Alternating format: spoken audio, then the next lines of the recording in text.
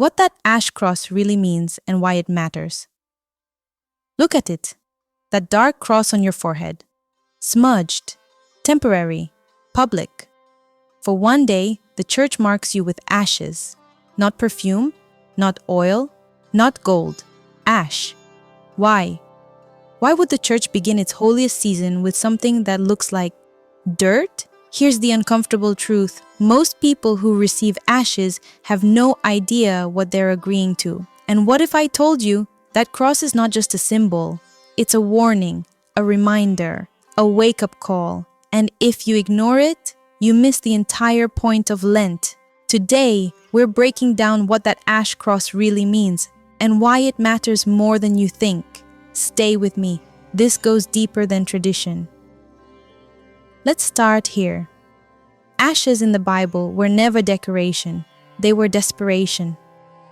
In the Old Testament, when people sinned deeply, when they were grieving, when they realized they had offended God, they covered themselves in ashes.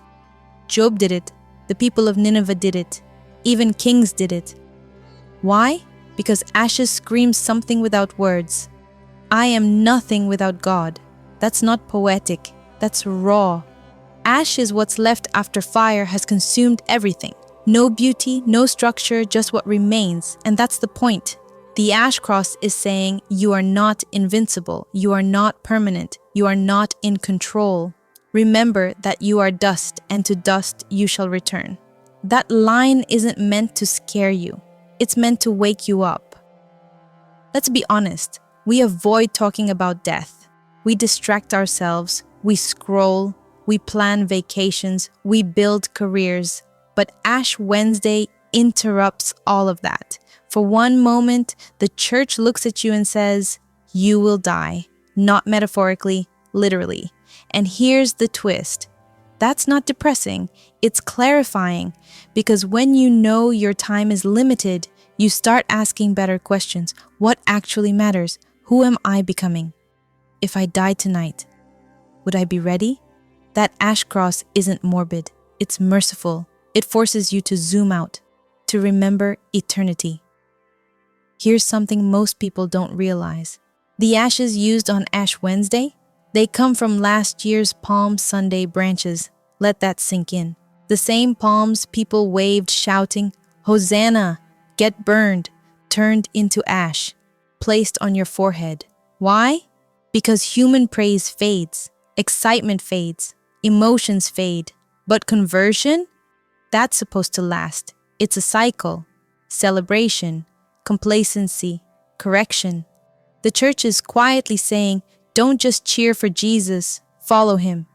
Because it's easy to wave palms. It's harder to carry a cross.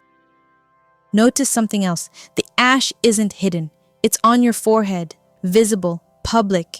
You walk into work like that, school like that, the store like that. People see it, and suddenly you're marked. In a culture that says, keep your faith private, the church says, no. The cross goes where your thoughts begin, on your head. It's almost confrontational. And here's the uncomfortable question.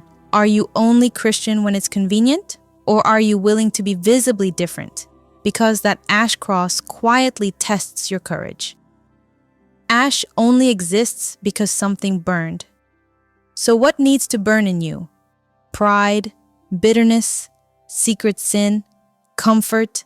Lent isn't about giving up chocolate. It's about letting God burn away what's killing your soul. Painful, sometimes. Necessary, always. Think of it like surgery. It cuts to heal. The ash cross is saying, this season is for transformation, not surface-level religion, deep change, the kind that costs something. Here's the part that matters most. You don't know how many Lents you have left. None of us do. One day, you will receive ashes for the last time. You just won't know it's the last. That should shake you in a good way. Because this is not routine. It's mercy. Every Ash Wednesday is God whispering, come back. Start again. Let me change you. The ash cross fades in hours. But what it represents? Eternity. So the next time you receive ashes, don't treat it like tradition. Feel the weight of it. Let it confront you. Let it humble you.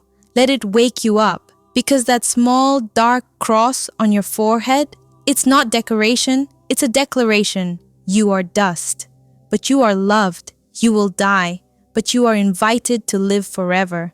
And that changes everything. God bless you.